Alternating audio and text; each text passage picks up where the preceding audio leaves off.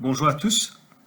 Ceci est une petite vidéo qui explique les nouvelles fonctionnalités de la nouvelle plateforme 2022. Cette vidéo-ci fait suite au WebEx que j'ai fait. Alors, une des nouveautés de cette plateforme-ci, c'est qu'on n'a plus de barres d'outils. Maintenant, on a des rubans. Donc, les rubans, pourquoi des rubans et pas des barres d'outils? Parce que les barres d'outils prenaient beaucoup de place et il y avait tellement d'icônes qu'on ne se retrouve plus. Maintenant, avec les rubans, donc c'est beaucoup plus simple et beaucoup plus facile de travailler dans les plans.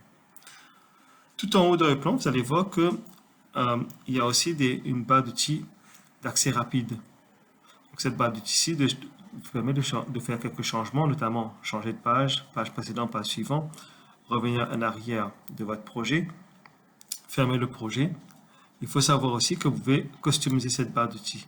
Donc, si je vais cliquer dessus et je vais rajouter autre commande, je peux rajouter encore d'autres commandes qui existent ici. Par exemple, je peux rajouter ouvrir les réglages, donc en dernier. Je mets ici. Et donc là, je peux ouvrir les réglages. Je clique et donc je peux ouvrir le réglage. Ensuite, vous avez les menus. Dans chaque menu, bien sûr, donc vous allez voir qu'il y a différents rubans. Et là, c'est des groupes de rubans. Et ensuite, à l'intérieur, vous avez des données. Quand je vais dans Accueil, Accueil permet de faire copier-coller, couper, etc. Dans les pages, ici, donc on peut ouvrir un navigateur de pages, on peut numéroter les pages, on peut créer une nouvelle page à partir d'ici. Pareil pour espace 3D, je peux ouvrir un navigateur, créer d'autres espaces. Aperçu graphique, je peux ouvrir ou ne pas ouvrir l'aperçu graphique. Les textes, je peux insérer les textes. Je peux mettre des textes de fonction de colonne, je peux les déplacer. Et vous avez aussi un bouton pour aperçu des propriétés ici. Alors, aperçu de propriété, c'est pour celui-ci. Donc, quand on clique, il part. Je reclique, donc il apparaît ici. Aperçu de propriété permet de faire quoi? Donc, il permet de, par exemple, si jamais vous voulez modifier un symbole, donc je peux faire un double-clic pour changer le symbole, changer le nom, mais je peux aussi aller directement dans l'aperçu ici et modifier. Donc, je peux modifier directement manuellement ici, ou alors je peux cliquer et changer le nom ici. Et puis dans Insérer, dans le menu Insérer, je peux insérer les symboles, les connexions. Je peux descendre en bas pour voir, ou alors je peux voir toutes mes connexions que je peux insérer. Dans les composants, je peux insérer des boîtes d'appareils, des boîtes API, des boîtes de structure. Toutes les boîtes sont déjà ici. Les câbles, les connexions, les bandes. Donc, quand je clique sur les bandes, donc on peut voir les différents types de bandes qu'on peut insérer, les connecteurs, les textes, etc. Édition, donc on peut faire copier-coller, on peut grouper, on peut dégrouper, on peut protéger une page, empêcher qu'on l'efface, on peut protéger un symbole. Dans Affichage, il permet de voir tous les navigateurs. Donc, je peux ouvrir tous les navigateurs que je veux directement d'ici. Je peux avoir un suivi de réseau, suivi de signal. Dans le composant, on a un navigateur de composants, qui est déjà ici. On peut numéroter les composants.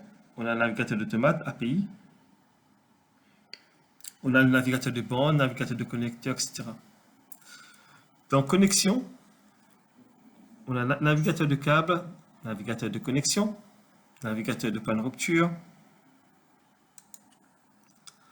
Dans les outils, il nous permet de faire une gestion de messages d'erreur et ensuite on peut vérifier.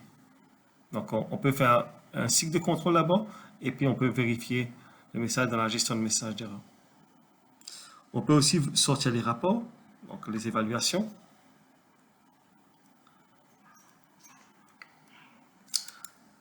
Planification préalable, c'est pour ceux qui ont ce module-ci, donc c'est pas pour tout le monde. Données de base, il permet d'avoir une gestion de votre base d'articles. Donc je peux directement aller dans les réglages. Donc il faut savoir que dans les plans maintenant, avant, on avait SQL et un fichier Access MDB. Maintenant, on a le ALK. Donc, c'est un format qui est connu que dans ePlan. Donc, ePlan a sa propre base de données maintenant. On a aussi les macros. On peut faire une collection de macros. Donc, une collection de macros, c'est quoi? Donc, on va voir un petit peu plus tard à quoi ça donne. On est toujours dans la base de données, donc on peut modifier les cartouches, les formulaires, les symboles aussi. Donc, tout ça, ça peut changer. Et puis, on a ePulse. Quand on est dans ePulse, ça permet d'aller dans Data Portal, dans les eBuild Free, eManage, eView.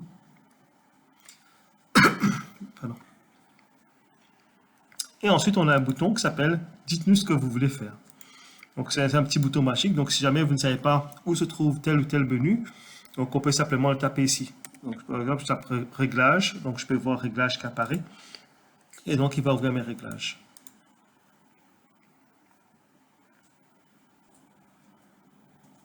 Ensuite, on peut aussi changer notre barre d'outils, notre ruban ici. Donc avant, on avait notre espace de travail. Donc ici, pareil, donc on a plusieurs espaces de travail. Je peux aller dans Standard. Je peux aussi prendre, par exemple, un autre que j'allais créer ici. Donc on peut voir maintenant que j'ai un autre menu qui apparaît. Alors, on peut voir aussi que l'interface est en noir ici. Donc maintenant, c'est nouveau dans la nouvelle version. Je peux mettre une interface en clair ou en sombre.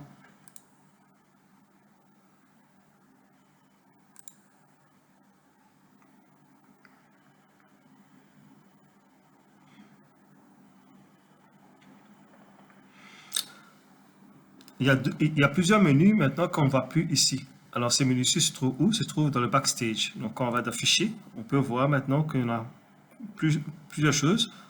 On a l'information. D'information, on peut voir les propriétés. On peut avoir les propriétés de notre projet. On peut avoir la structure du projet si on veut changer. On peut renommer le projet. Quand je clique ici, donc je peux faire renommer mon projet. On peut faire un nouveau projet. Alors, ce qui est important quand on fait un nouveau projet, on peut voir que on a seulement maintenant le fichier ZW1 qu'on peut utiliser. Il n'y a plus le EPT comme avant. Quand on fait ouvrir un projet, donc je peux faire parcourir.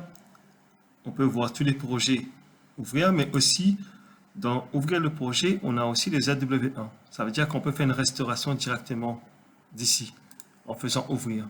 Donc le bouton restaurer n'existe plus. Donc c'est quand on fait ouvrir un projet qui va le restaurer. Quand on ouvre un projet, on peut aussi ouvrir en exclusif, protégeant l'écriture ou en mode standard.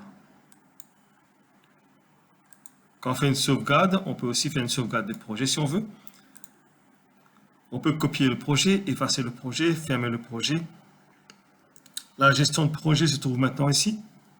Une révision, une gestion de révision, donc se trouve ici dans le backstage.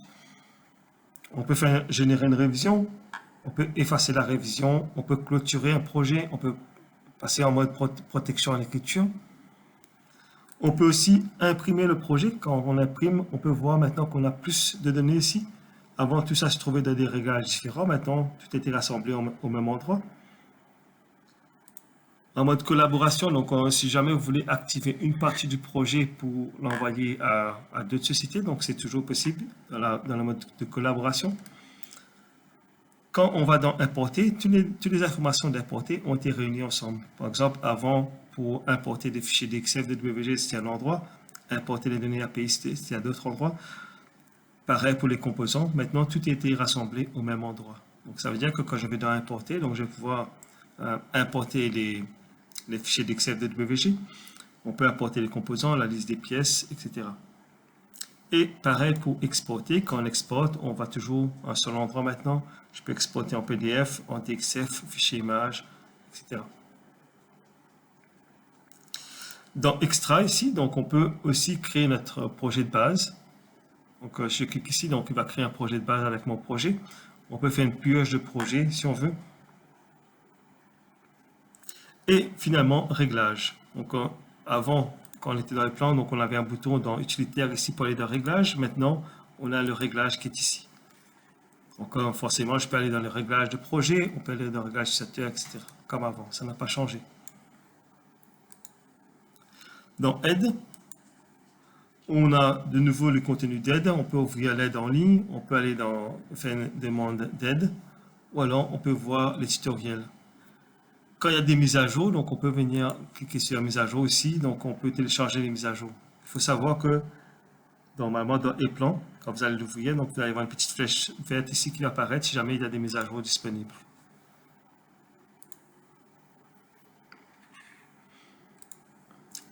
Ensuite, on va voir l'insertion des symboles, des macros ou des articles.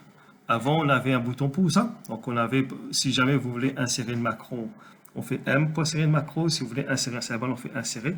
Maintenant, tout est réuni dans au même endroit. C'est le centre d'insertion. Le centre d'insertion, donc je peux aller dans le symbole IEC, et donc là, j'ai accès à mes symboles ici. Je peux aussi aller dans mes appareils. Donc, je peux aller chercher un câble, un voyant ou peu importe pour placer. Je peux directement d'ici aller dans les macros, chercher le macro que je vais placer. Je peux taper par exemple moteur. Je fais Enter, donc il va chercher partout, il voit le moteur. Donc s'il y en a dans les articles, il va le trouver. S'il y en a dans les symboles, il va le trouver. Et dans les macros aussi. Donc on peut voir qu'il a trouvé 11 appareils ici. Quand on clique, on peut voir qu'il y a des disjoncteurs dedans. Donc je peux dire les moteurs sont les disjoncteurs. Donc, je fais un moins pour filtrer qu'il enlève les disjoncteurs. Maintenant, il sort de 11, il passe à 4. Donc on peut voir les moteurs.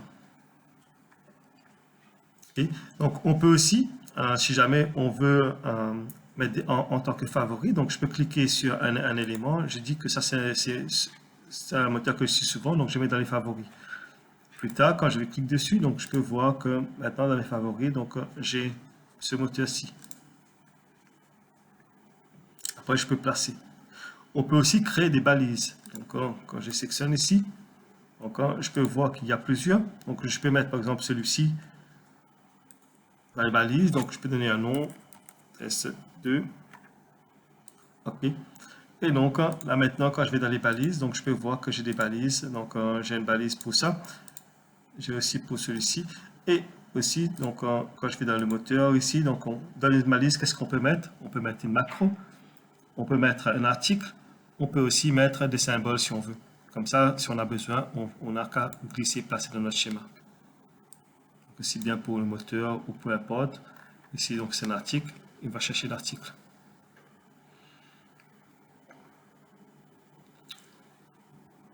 Si on a deux pages qui est ouvertes dans notre schéma, donc, par exemple, ici, je vais faire ouvrir dans une nouvelle fenêtre. Et je peux désancrer ma page. Quand je prends ma page, je peux le mettre sur un autre écran. Donc, vous allez voir qu'il affiche ici toutes les données. Donc, je peux insérer de nouveau des symboles. Donc, le sort d'insertion, il va suivre la page. Donc, je vais pouvoir insérer des symboles, des articles, etc. dans ma page, si je veux.